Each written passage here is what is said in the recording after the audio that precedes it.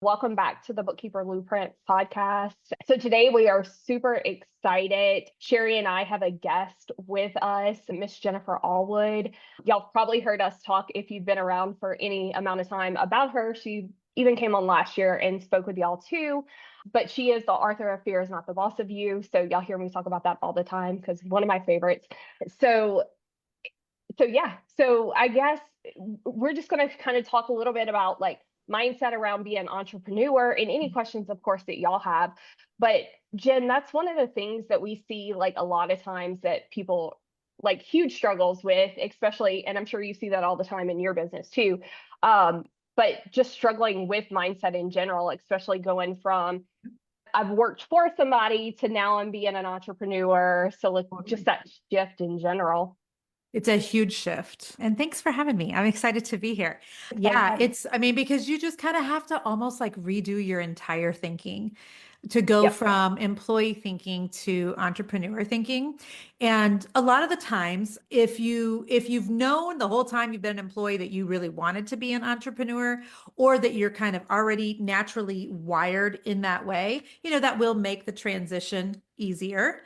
But for some people, I think it can be difficult to not have somebody that they're accountable to every day, to not have someone tell them, hey, this is the expectations, or these are Right. the goals, or here's what you need to do. And so to make that shift, sometimes it's really a challenge for people, and they'll find themselves unmotivated.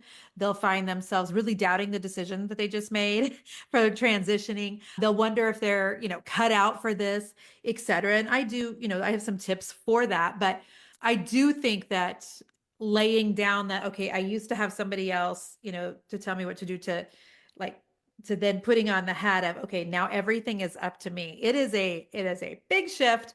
And the truth is some people are not cut out for it, and that's okay. And other people are so cut out for it. And like you ladies, and myself, I think. And the good news is that if it doesn't come to you naturally, it can be learned. And you Right. can get around the right people. You can be coached by the right people, because having a coach isn't like working for somebody else, but it is at least another person outside of you that can help you kind of look at things in a different way, that can help you see things from a different angle, that can help you kind of point out some of your blind spots. So I really think that if you're someone who has worked for someone else for a long time, and it's been hard for you to kind of transition, because it's not only the mindset that changes, but also like you're not going to a day job anymore where you're able to sit with people in the lunchroom and have conversation. And so a lot of times I think people are really surprised by how lonely being an entrepreneur can be at times. And so that I'm a huge proponent for being coached, and I know you guys feel the same way. It's just really important for you to get around other people who are doing the same thing that you are, who have similar values and goals. You're all kind of going in the same direction. They can hold your feet to the fire and vice versa. And that is really, really helpful in making transitions. Yeah, most definitely. I mean, we hear all the time, and I'm sure you hear the same thing. Like you always forget how much you valued that coworker next door just to be able to bounce ideas off of. So like that's a huge part of like with coaching, you have somebody there to be able to talk to and ask those Right. questions to. I think I'm kind of the anomaly because I was so happy to get out of corporate America. I'm like, I don't need to talk to anybody ever. But also, I think that's because I'm, truly through and through an absolute introvert, and which Yeah. always shocks other people because, I have to kind of show up in an extroverted way for my job. But that just because I show up, smiling and encouraging online, that doesn't mean I'm an extrovert. So, when we're done with this recording today, I will try not to talk to anybody, like use no words for an hour, just because, it's draining sometimes, even to be with people just on Zoom. So, Yeah. and the cool thing is that like when I started to become an entrepreneur back in the year 1999, my official business started in the year 2000. We didn't have Zoom, we didn't have Facebook, we didn't have Instagram. And so, the only place you were able to find other entrepreneurs that you could hang out with, talk to, things were, if there were like meetups in your community, business groups. And I know you guys are way too young to even remember probably what I'm talking about. But how did you find out about those? Well, either it was word of mouth, because it wasn't like you were going to see it on Instagram or Facebook. You know what I mean? Right. So it would have to be another person that knew you were going, and they would have to give you an invite. And I never went to any of those things. I never went to any networking things. I hate that stuff. Still do. I'm like, let me just be weird and alone at my house all by myself as an introvert. And But for people that are very extroverted, like my husband, the transition from office job to coming home to be an entrepreneur was very difficult. And he'll tell you even today, sometimes he doesn't actually really need to go to the grocery store. He just does because there's other humans there that'll talk. And so, I mean, and so neither's right or wrong. It's just mostly how we get filled up or get drained. So, Yeah. But yeah, most definitely. And I'm gonna tell you, a lot of our community ends up being introverts, it seems like. And we hear a lot of that like their struggle to show up on social media or networking just because they're like, I'm an introvert, I don't want to do this and stuff. So do yeah, you have any tips for them like I pushing do. past that? Yep, I need them to stop thinking that showing up on social media is the same as showing up in real life because it's not. And it is a completely different thing. Like this is similar to you and I being face to face somewhere, but for a lot of introverts, this is way easier because we don't have the crowd right in front of us. We don't have the, you know, eyeballs directly on us. And so like I know for me that God has called me to the online space, that I've had many live events. You guys have been at some of my live events. And I am okay with those smaller events like what you've been to, 20, 30, 40 people in a room. But I've also had events like before 2020 hit, and that kind of changed the event world, but where I had 400 women in a room and 200 more watching me live for an event. The following year, we were supposed to have 400 people in the room, and then COVID hit. And, so Oh, we had to like shift it to the online space. And so online is different. There are some ways that it's similar. You can still build relationship, you can still bond, you can still all the things, but it does something I think different to introverts than what being in close proximity, because it's not just the talking. It's the when I'm with women in a group, there's sometimes it feels almost like you're being drained by people, like clawed at on an emotional level and a business level. People want your time. There's a lot of hugging, which is all great, right? But it is, for an introvert, it's very draining. There right. is, you just kind of can't get away from the crowd for a little bit. And then you're giving of your knowledge. And in my case, I'm teaching and I'm coaching. And so all of those things are draining things. So I just have to make sure, like my husband makes me stay anytime I have a live event, even if it's in Kansas City where I live, that I stay in a hotel. That way I am completely able to just lay in bed, order room service, do nothing that night so I can replenish, so that I can do it again the next day. So live events are a different thing. But social media, well, here's what I think, Megan. I think that so many introverts are just a little bit weird, odd, which also makes us very interesting. And so when I look at the people that I follow on social media that are my favorites, the majority of my favorites, because I find them the most fascinating and interesting and fun and cool, they're introverts. They're not the extroverts. And so I think that as an introvert who has to be on social media, I've just really wrapped my head around the fact that, okay, would I rather do something on my phone, post on Facebook, or would I rather go face to face and be in a networking group? Well, I'd rather 1,000,000% of the time do this. So it's like pick your poison, right? Right. And the thing with social media is if I do something here that's dumb, because I used to do Facebook Live all the time. Before that, I did Periscope. I'll never forget the first time I hit record on Periscope and I was sweating bullets. I'm thinking, I am literally going to vomit right now. And you maybe don't even remember Periscope, but that was the precursor to Facebook Live and then now Instagram Lives and everything else. But I can remember thinking, this is the scariest thing I have ever done. But then I got just so used to it. And for me, like being live on social media, the good news was I knew that I had an out. There was always a stop button. There was a Yeah. delete button. There was a I can't do this anymore button. And that's different when you're face to face with people. You don't have that same luxury. Do you know what I mean? So Yep, I that's so think true. and this is nothing against you extroverts because I'm married to extrovert. I am raising extroverts. I'm surrounded by extroverts at work. But introverts, I think a lot of times are better at social media than what extroverts are. Yeah, because you feel things at a different level. A lot of times you take more time. There's more thoughtfulness behind the words that you use. You're interesting, you're quirky, and that makes you really fun to follow. And so for most introverts who are like, I'm introverted, I'm scared to be on the internet, I'm like, what are you actually scared of? And what are you more scared of? Because I'm more scared of being in front of people and real life people than I am, just faces on the internet. So there's that. Also, am I more scared of going broke and making $0 or showing my face on social media? You got to kind of pick like I said, pick your poison, determine, which is the lesser of the evils, if you will, Yep. and get good at it. Because usually people are like, "Oh, I'm so nervous to be on social media," and I'm like, "Well, what actually are you nervous about?"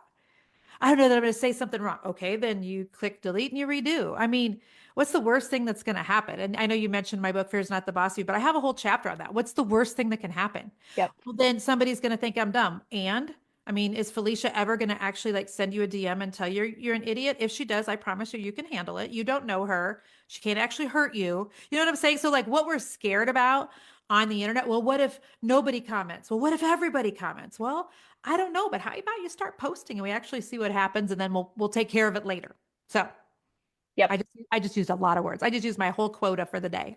No, I love all that. And I'm going to tell you, even like you talking about introvert, extrovert, Mhm. I don't know if it was the last call we did with you where you came on, or maybe another call you had did, you were talking about that.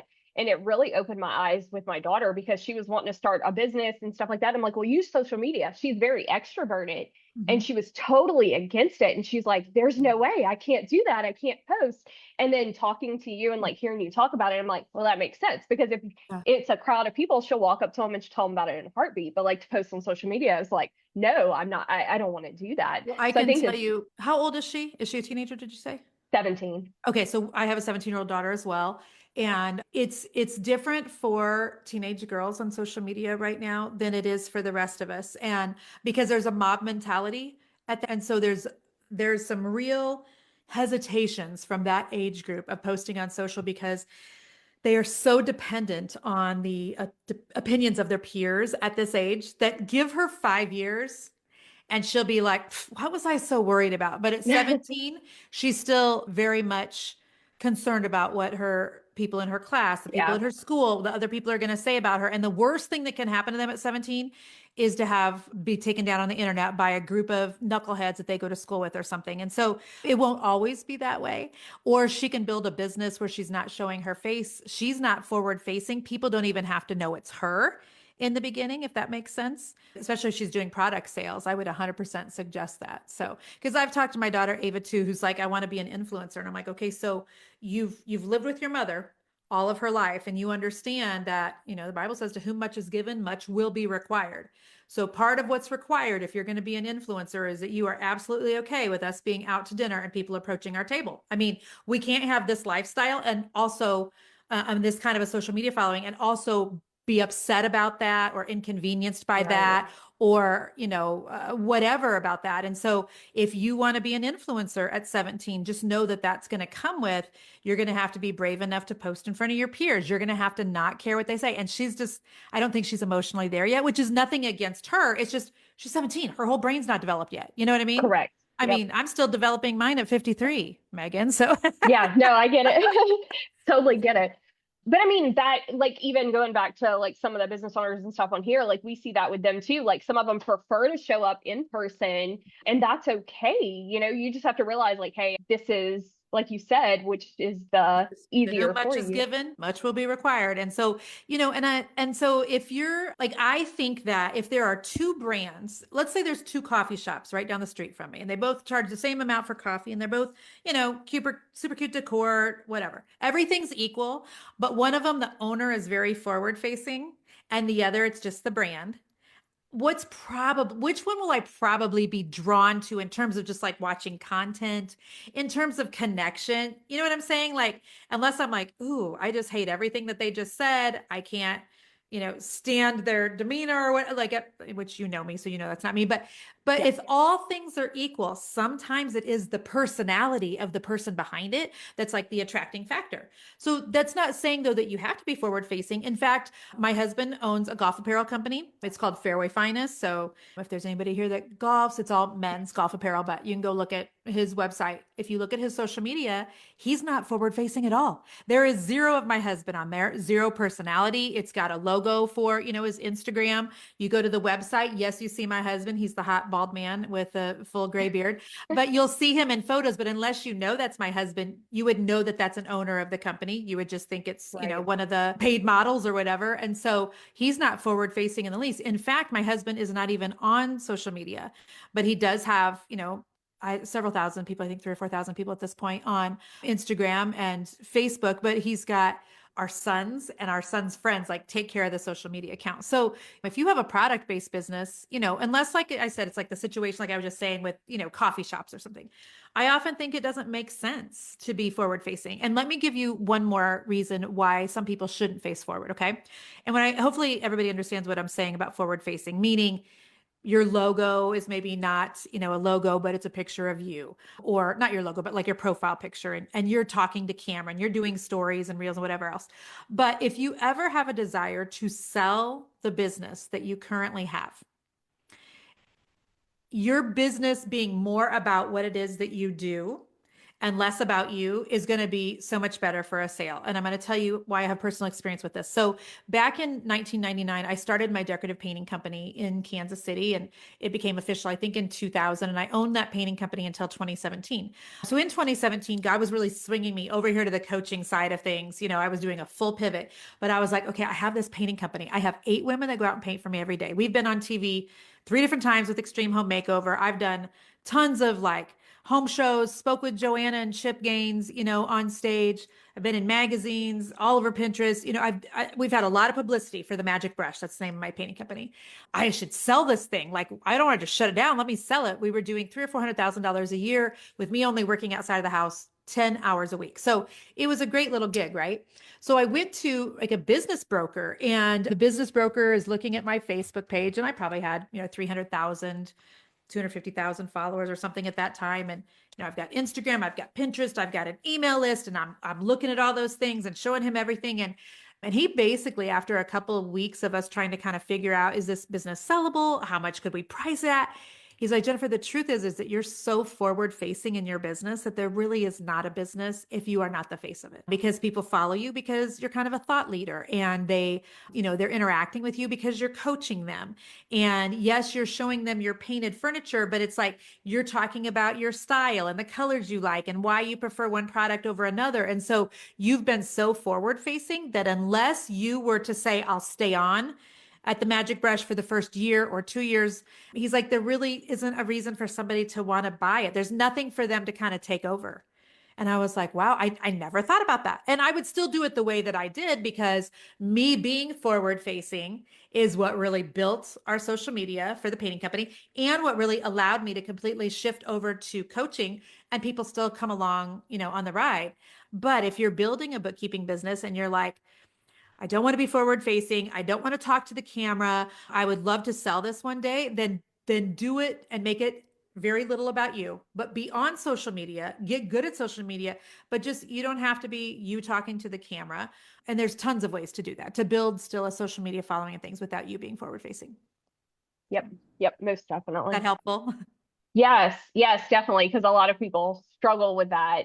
tremendously. But can I talk though about if you do want to be Of course, forward facing, just real quick, can I say that? definitely. Yeah. Because the thing about if you're the face of your business and you're talking a little bit about faith and business, or politics and business, or, I did a story this morning on Instagram about how I'm devastated by watching, the news today, and the airplane crash is just heartbreaking. And so like, if you think to yourself that at ever you don't want to just do bookkeeping, like, I would love to be able to do what Megan and Sherry do. Like, I want to teach some people someday how to do things, or I would like to be an influencer in this space, or I would like to be somebody that's like at the top of the bookkeeping industry. Like, if that's kind of your end goal, and to have the opportunity to do other things in addition to, or just other things in general, write a book on bookkeeping, start a blog, get paid for a podcast, then I think that you should be forward facing, because the only way you're going to bring people along through all of your shifting and all of your pivots and the next thing you want to do is if you are the face of your business. Yeah. Now I'm on my soapbox. Okay, there we go. Yeah. No, most definitely. Because you're Okay. you're building a personal brand. You really are. That Yeah. in the beginning is focused on bookkeeping, and it's mostly about bookkeeping and just this much about you. But, and in the beginning, that's how I built the Magic Brush. I was 100% talking all about painting, colors, decorating, but I wasn't afraid to show my face on camera. And I'll get people too that are like, well, I'm, 50, I'm 60. I'm like, me too. Who cares? I mean, the world needs 50 and 60-year-olds too. I don't like how I look on camera. Well, then use a filter. Like, you at some point you just got to kind of get over your own excuses because we stand in the way of building our own businesses. We're often our own bottleneck. And so, but in the beginning, I talked only about paint. And then slowly we kind of did this where I talked a little less about paint, more about my faith, more about the fact that we were adopting, more about business, more about building a business, more about, do you want to do what I just did? And so there was really a shift in content, and it became more of like coaching and thought leader type of content over time. But I didn't just drop the painting content overnight. So, Right. Yep. yeah. Awesome. So one of the other things that like we really see with people starting their bookkeeping business is charging their worth. They get so scared to charge. I mean, we in our program help come up with prices and stuff, but sometimes even us coming up with helping them come up with those prices is still like, I can't charge that much because I don't feel like I'm worth it, or they need to do a price increase and they get really scared of that. What are your thoughts or any Yep. advice on that for them? Yeah, I did a podcast on this one time, Megan, a couple of years ago, because I used to do a lot of content about charge what you're worth. And then I started seeing people like charge what you're worth and then add tax. And I'm like, yeah. So I'm posting that content. And then as a girl who loves Jesus, one day the Lord totally convicted me. Wait a second, Jennifer. So is the worth of a girl who's charging $100 to paint a room any different than the worth of a girl who's charging $1,000 to paint a room?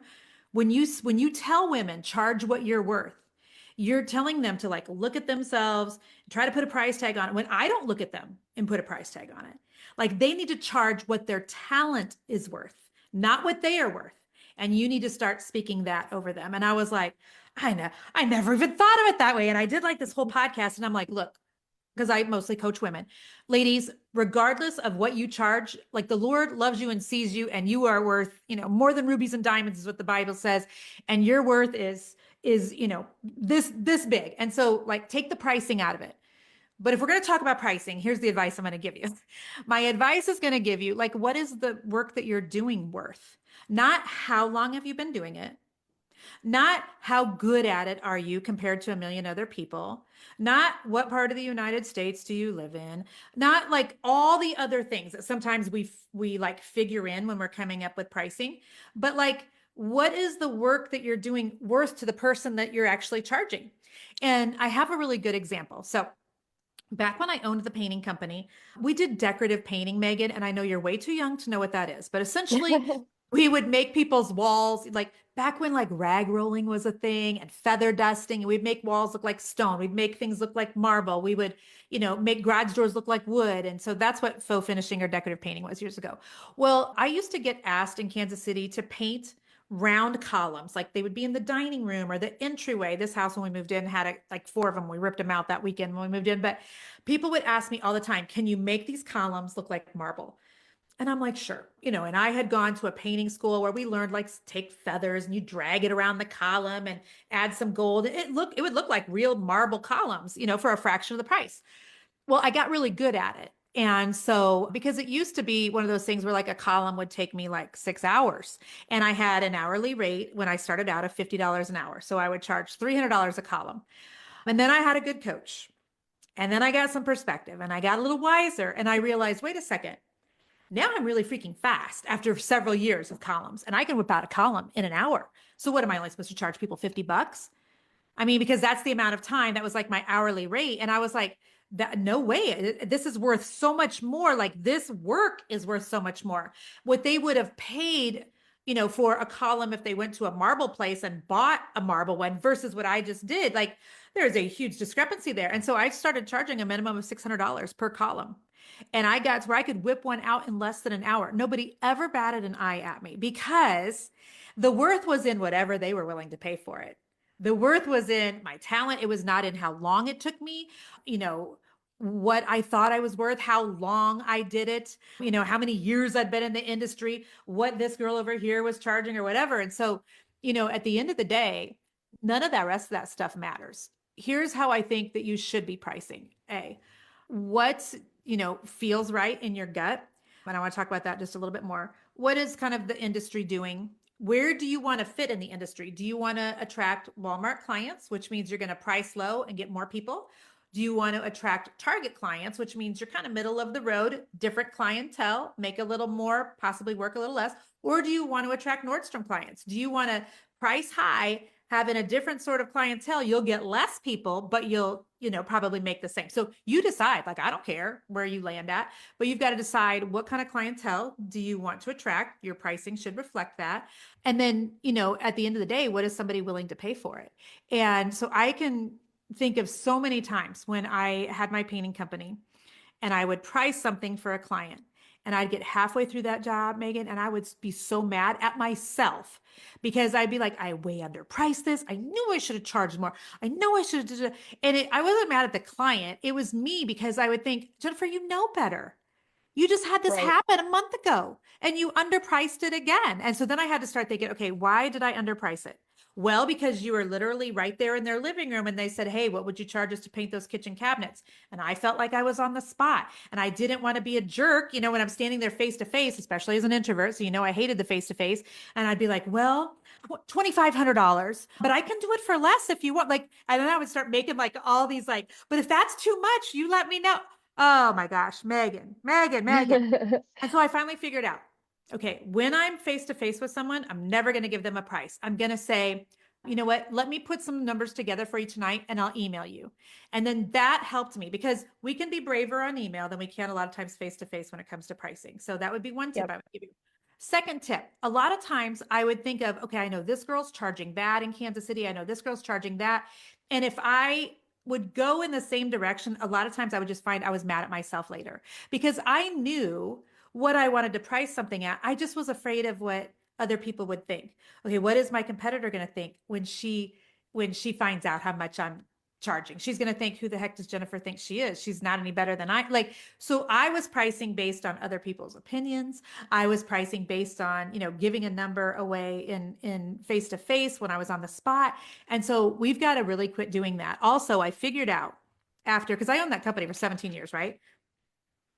I figured out over the years, there's no nice way of saying this. Some clients are just hard to work for, Megan. Some of Yeah. them are just, they're Yep. needy. And I got to where we would have a lot of repeat clients and I would know, okay, this client, she's going to take a lot because she is a whole lot. So that means she's going to be calling me at 9 o'clock at night and she's going to be asking me to come over every day when normally I only go check on my crew 2 or 3 days a week. She's going to be asking me to fix some other things in other rooms while we're there. And so I finally got wise and I started adding just a lot more to her pricing based on what I call the irritation factor, because I knew I'm going to be irritated the whole time working with her. And if I'm going to be irritated the whole time working with her, then we're about to get paid. And so, Yep. and so I can think of 3 or 4 clients who I did that with. I might have charged this for this person over here, but for this one, I know she's going to be a whole lot. So she's going to get the irritation factor pricing. She didn't know that.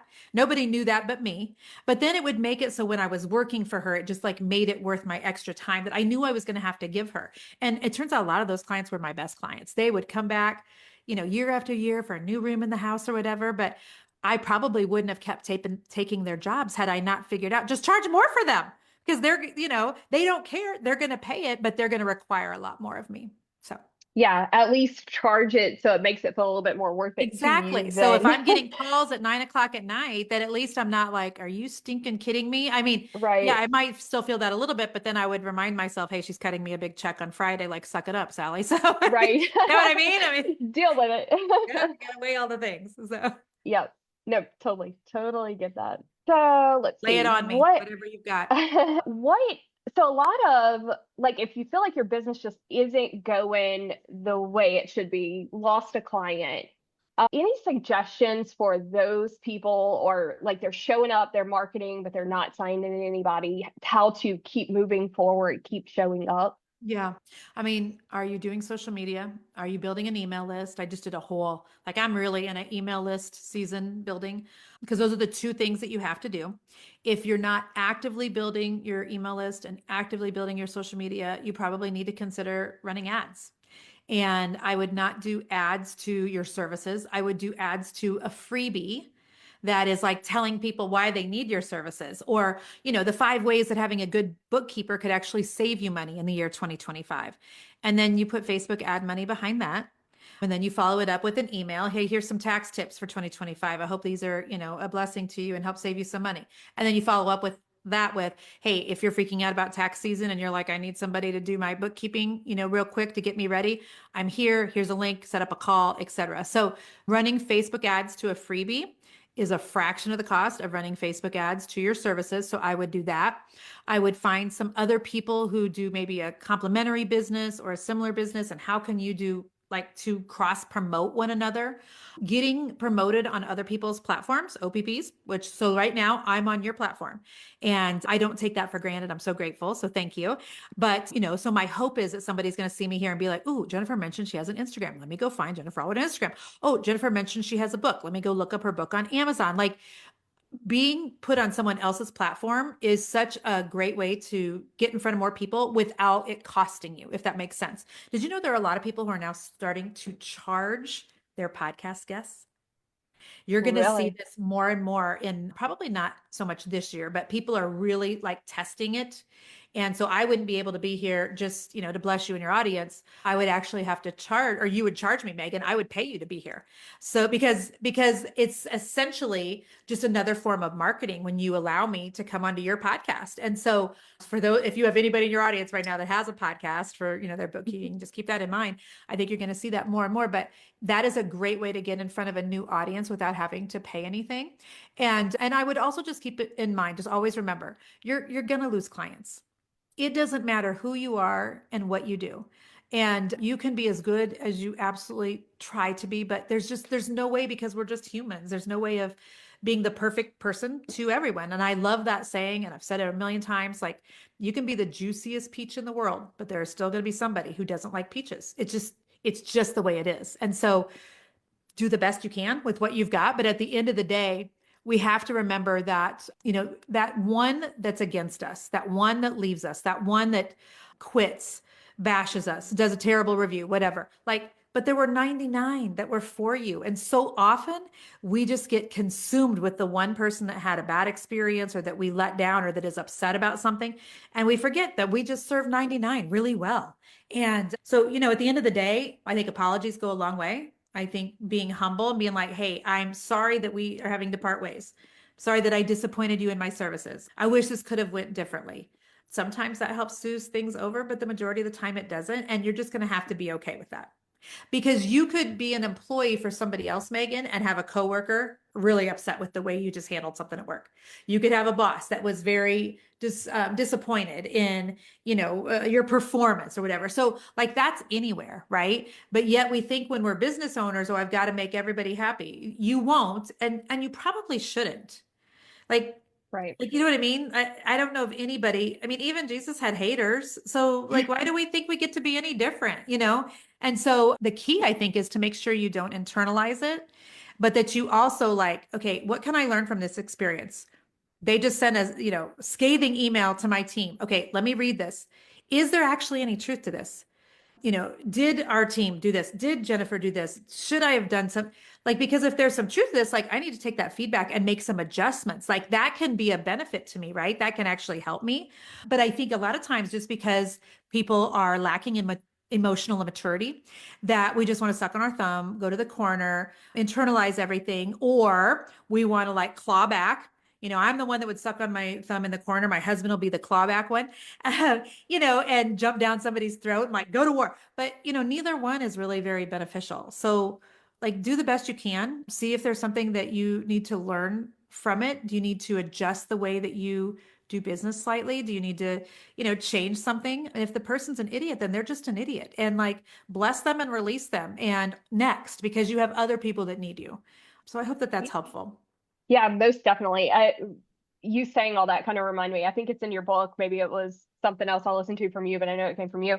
That like by not telling people what you have to offer, your services. So like if you let that, it's make me think if you let that one person hold you back or whatever, Mhm. you're doing a disservice to the others who really need Yeah. what Well, you have to offer. especially think about what you guys are doing, with bookkeeping and helping those of us that are terrible at that, like, not have to go to prison one day because we didn't we didn't keep our books and we didn't file our taxes. Okay, so like when you are putting your services out onto the internet, out into the world for people to purchase and work with you, I mean, you almost have to think of it. I know this sounds like dramatic, but think of it this way. Like you're sometimes sending out a like a little bit of a life raft, a life preserver to people that need it. Because there's a lot of people like me who are total creative brain, visionary.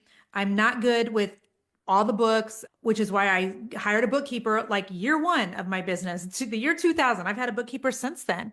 And because I knew that like I know my gifts, I know what I'm not good at. I don't want to get in trouble for things. I want to do everything according to the law. I want to make sure my taxes aren't a mess. I'm not good at this area, so I need help. But a lot of times people are like, I don't know where to look for help. And it just so happens that Mark Zuck, him and his men, they're always listening, right? Yep. So if I'm talking about how I need a bookkeeper to my best friend Laura, it, huh, suddenly I've got an ad for bookkeeping on my phone. I mean, they have all said this is how our new world works. And so, and that would be considered a life preserver, right? I've been Yep. talking about needing a bookkeeper. I've been thinking I need a bookkeeper. I need a bookkeeper to clean up my business life. I need a bookkeeper to keep me out of prison. I just happened to be on Facebook and see a post from Megan about her bookkeeping services. Bada boom, bada bing. Answer to my problems right there. So when you are wounded, sulking, hiding because you had one client that was unhappy, what you literally are doing then is preventing breakthrough for 99 other people that really do need your services. So you just can't stay stuck there for too long. Figure out what you can learn from it and move on. Because at the Yep. end of the day, there are other people that need you. And if you get so derailed, Megan, with one unhappy client in the beginning that think you should throw in the towel, you decide you're not cut out for this, you can't show up for months on end on the internet, you drop all your other clients, like you probably are just not, you're really wired for entrepreneurship because you're going to have to get thicker skin.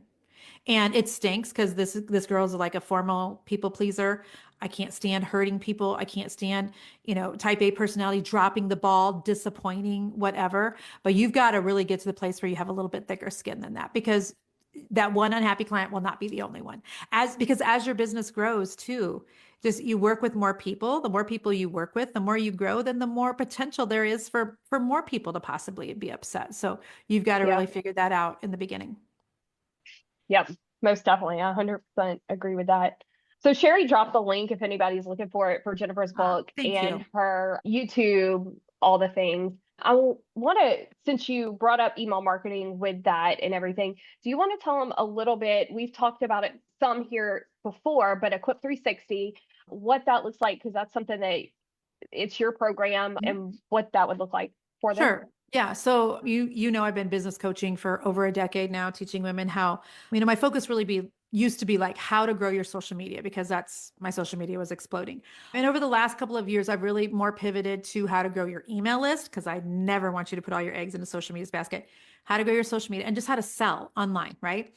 And what I've noticed is that so many women will come into my coaching group and they don't have an email list. They don't really understand, like, where do I go to build a landing page? How do I get a website? Is it going to cost me $1 bajillion to do those things? And so we did a lot of research a couple of years ago about white labeling a software that's used by millions of people here in the United States. We hired, programmers, software developers, and had that software really made into our own for our clients. And so it's an all-in-one marketing software called Equipped 360, because we're equipping women in particular in business. We have men that use it too, but mostly women. But it's an all-in-one marketing software. So you can build your landing pages there, have your website there. If you have a course, your course can be there. If you have a membership site, all your membership stuff can be there. It replaces like Calendly, Teachable. You can have your calendar for work inside of it. You can email. So instead of using MailChimp or ConvertKit or Entrepreneur or Aweber or any of those, it's got email inside of it. You can schedule your social media. So it's really an all-in-one marketing software called Equip 360. And it allows you to really cancel 5 other things that you've been using and just do it all in one place. And we have a library of, information and videos on how to use it, how to set it up. Because at the end of the day, if you're going to be in business, you have to be doing things on social media. And a lot of times that means scheduling social media. You have to have a way of communicating with clients without social media, though. So that means an email list. You have to have a landing page. You have to have somewhere where people can go and click buy now. And if you don't have that, like, how are you even making money? So all of Right. that you can do in Equip 360. And so, yeah, thank you for dropping the link, Sherry, in the chat. I'd love to give your people like a $50 off coupon if we could. So it's Yeah, definitely. first month of signing up with that link, but it's BB50 because of bookkeeper. Okay. And so BB50 will take Awesome. $50 off your first month. And I believe it's 147 a month. I hope right now. I think we've got it at 147 a month.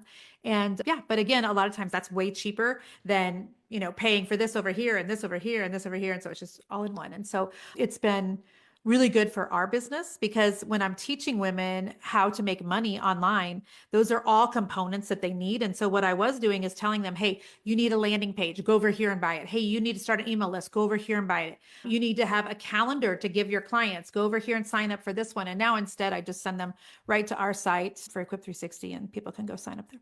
So Yeah, it's awesome. We've been using it for Bookkeeper Blueprint and it's been great to have everything in one spot and it's yes. awesome. Yeah, Allie uses it a lot for us on the Yay. back end and Thank you, she said Allie. it's her Yeah. favorite And for that your she real used. techie people who are in here, it's Go High Level that's been white labeled and, customized for the majority of our clients. And so a very reputable software that a lot of people are white labeling. It takes a lot of time and money to that, but it took us how long? Almost a year, I think, to get that completely up and going. And so we've had the software going on 2 years now. So love it. Awesome. Yeah. Awesome. Well, any last thoughts, suggestions, or anything for? No, I mean, 2025 is going to be an interesting year in business. I mean, 2024 was super interesting for a lot of entrepreneurs. It was the struggle bus and we Yes. really saw a dip in revenue. I really thought that after the election was finished, regardless of which way the election went, I thought we're really going to see a swing back. Turns out we haven't really seen a swing back for a lot of companies yet. So if any of your people are here and they're discouraged about business right now, like get encouraged because it can't stay like this forever. There will be an upswing coming. And so, I think the further we get past the holidays and, people paying for bills for the holidays, the closer you guys get to tax season and things, the more things are Yeah. going to pick up. And so if you had a discouraging 2024, I encourage you to really do some different things this year because you can't keep doing the same old things and expect different results. So, we Okay. just launched a brand new course last week on list building. First time we've launched that. We're trying some different things. And so try some different things this year. Stay under some really good coaching from your team because you guys have a pulse on the industry. A lot of times people, when sales are down, that's the first thing that they'll do is cancel their coaching. And I'm like, don't cancel your coaching. Who else is going to link arms with you? Who else is going to give you the shortcuts? Who else is going to be your motivator? So stay in the coaching and I would try some new things this year, but I'm encouraged about 2025 for sure. Awesome. Super exciting. Well, thank you so much for coming. We really, really appreciate it. This was Thanks for great having as always. you. So, and y'all, if y'all have, is there anything else you want to, I think Sherry dropped YouTube. Is there any other way that follow you on social media? Yeah, I Like you're mean, on Facebook, Instagram? I'm more active on Instagram than I am on Facebook anymore, even though Okay. my Facebook following is bigger. And if these are podcast listeners, you can go subscribe to the Jennifer Allwood podcast. We're nearing 7 million downloads. It feels like we've just kind of been hovering here for a hot Awesome. minute, but we're nearing 7 million downloads. And I'm excited to kind of hit that threshold just so I can do a picture with balloons. I mean, let's be honest. Yes, that's exciting. Awesome. Well, thank you so much. We really appreciate it. Thanks for having me. Appreciate you ladies so much. The Yep. best to you both. You You take care. too. Bye. Bye-bye. All right. That was awesome. So much information from her as always. Guys, I dropped in the chat just now her Instagram and her podcast. So she is in all the places wherever you normally consume information. Feel free to grab that there. Oh, yeah. And she's increasing her uploads this year. So if you're in a rut with who to listen to, feel free to explore adding her to your weekly list. Yep. Well, that was fun. And I do agree. I think there's 2025. I think there's a lot of opportunity, a lot of shifting going on in the bookkeeping world as well. So if you do not have a roadmap, if you do not have a plan, that is, I know January right now going into tax season, like normally I don't market during tax season. I have been sought out more and have already done a lot like this year as far as cleanups and new clients and things like that. So it's already picked up in the bookkeeping world. So if you're not marketing, and normally I don't because I don't want the influx right now, and I know why, but I do a lot of my marketing kind of towards the end of tax season and right before the fall tax deadlines. So that's when I do a lot of my marketing because I can take my time onboarding them a little bit more. So just know that that is going on. There is an upswing. I think, Megan, and you're seeing that a little bit too, right? Kind of just that upswing going into tax season that we normally see. But I Yep. think 2024 was dead for a lot of people. I mean, I know my business still grew. Like, it just wasn't like every single month was I marketing and looking, forcing those clients to sign. We had a bookkeeper in the fall sign 9 clients, October through December. So, and that's Yep. normally when I would market. I did not do marketing. that we were so busy with the cohort and things like that I just kind of laid low. So be encouraged. There are going to be some changes in the industry this year. I'm already kind of seeing some of them. So if you're like, what is that? We do have the bookkeeper boot camp happening next week. So Bookkeeper Success Blueprint, if you're looking to join that. But Megan, what else? Sorry, I just jumped in. No, that's 2025 perfect. is already like, there's going to be some fun had this year for Yep. sure.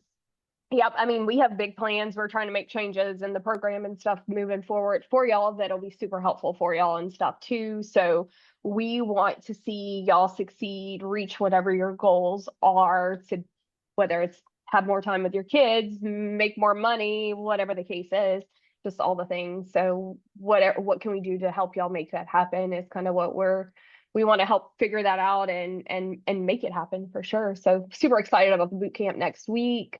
And yeah, all the things. And then we did just kind of change the Bookkeeper Blueprint with that in mind, the 2025 kind of version of the course and that program. If you know that you have been wanting to jump in, feel free to join us now with that, Megan, right? Yep. So I can grab that link for everyone.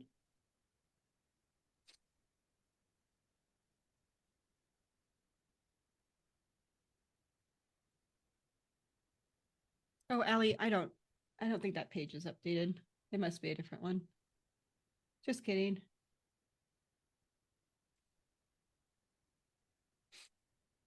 Or is there a different link that I'm not seeing? I can send the checkout page, but the landing page I don't think is got that update yet. There we go. Leo. So if if you're like, hey, I know when Megan started her business, she was doing a lot of driving. When I was driving as an auditor, the clients were all across Phoenix, which if you're in Phoenix, like, I mean, Queen Creek up to Peoria and down to Maricopa, right? Like, it's not just like Phoenix. It is pretty widespread. So I did a lot of driving. And okay, here you guys go. Here's that from Allie.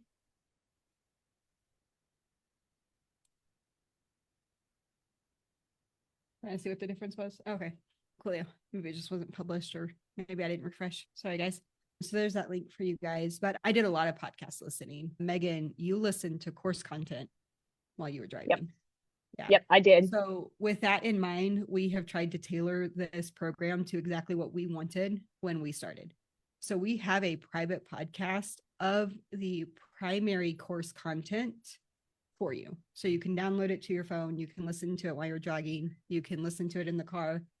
Obviously, if it's something that like you really need to see the screen, so all of the QuickBooks tutorials, that's still in the course, but all of the like thinking process, how to set up the business, how to run the business, some of that's really helpful to listen to. And you can always go watch the slides or whatnot in the course later if you're like, ooh, I'm going to go grab that. But it keeps you motivated as you're consuming stuff. Whatever we think about, we act on, right? So if you have a history or a season of being negative Nancy, then life is going to produce negative Nancy-ness. Yep. But if you're wanting to do this, and this is for like, I seriously, when I started my business, I wanted to make $1,200 a month. That is all I wanted to do. I wanted to make $1,200 a month because I wanted to take home less than that. Like, I was just looking for very little.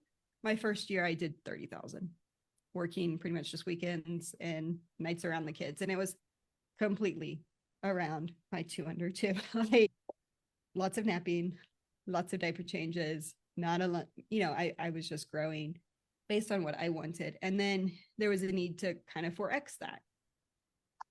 So then I went up to 6 figures and I was able to push that marketing. So you can definitely change your goals. Dreams do change. So if you're looking for, to replace your income or just to cover a bill, the Bookkeeper Blueprint is the roadmap to do that. And it's designed to really cover your first 3 to 5 years in business, depending on, what education you've already gotten, if you've been in other courses. So it's going to fill in some of those gaps that those courses might be missing. If you're getting started, it's going to give you everything that you're like, wait, what if I just offered this? We're going to answer that question because we have bookkeepers currently asking us that questions, and we asked those questions when we were getting started. So we answered it. So that's kind of a one-stop shop, and you don't feel the need to like be on everyone's email list so that you're checking emails more than you're marketing. Okay. Hopefully I didn't go on too much of a tangent there, but. Yep, that was great. Fun. If you're thinking about using Upwork, it does include the Upwork training, how I grew my business on Upwork. It gives you the proposals, how I do that. And then there's a whole section on cleanups. So if you're like, how do I do, I've got to clean up. That's my first job, which is tax season. You're likely going to have a cleanup. How do you do it? How do you quote it? How do you scope it out? How do you deliver the work? What about those special scenarios, those unique scenarios? The Make Money Faster's with cleanup bonus that's in there includes all of that. I mean, it's not just me in that one. That is all the coaches bringing all the scenarios into that specific course for you. Yep. So there is a little bit about the Bookkeeper Blueprint.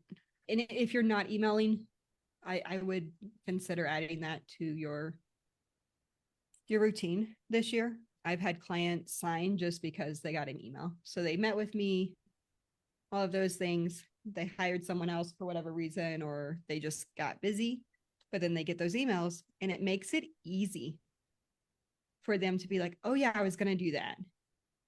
But if they're not getting emails from you, it's too hard to be like, how do I contact her again? Where do I go? What was her number?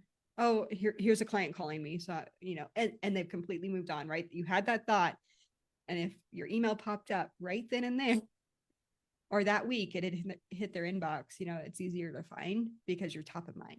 So even if that's your minimum goal, is to stay top of mind with using good emails, Equip 360 is a really inexpensive way to do that well. So, and be compliant and not have to stress about, is the software set up right? Yep. And then the office hours, the support that Jen and her team give over there is actually really good. So we were early adopters. We were like first adopters. I got in, started touching all the things before they were probably ready for us to touch all the things. And so like, we went through all the hiccups in the early stages that they have resolved now. But every time we hit one where maybe they changed something and it messed up what we were doing. And so now we're like, wait, that launch didn't fire. Like, what's going on? And we would email them and they're like, ooh, we changed this thing. We'll go fix that for you. And they were just that back end support. And yeah. And just even setting up my bookkeeping business, when I was setting that up, we ran into roadblocks, which weren't normal. Like, I will break things. You guys will not have it. Like Megan will not experience things because I'm just going to break stuff. But we had some issues with my domain for whatever reason. Anyway, they were able to like really troubleshoot beyond, I think, what they would like normally try to do. So, and I taught them a couple of things because like the issue I was having, I wound up getting on support with something else and was able to email them. So they have experienced so much, and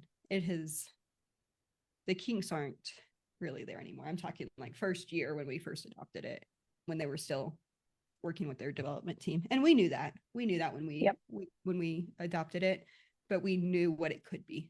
So we were okay with going through that with them. Yeah. Just because their support and their integrity is there. So. Yep. Most definitely. Well, yeah. Okay. There's my rant on Equip 360, but like, guys, I have tried everything. I've done lead pages. I've done ClickFunnels.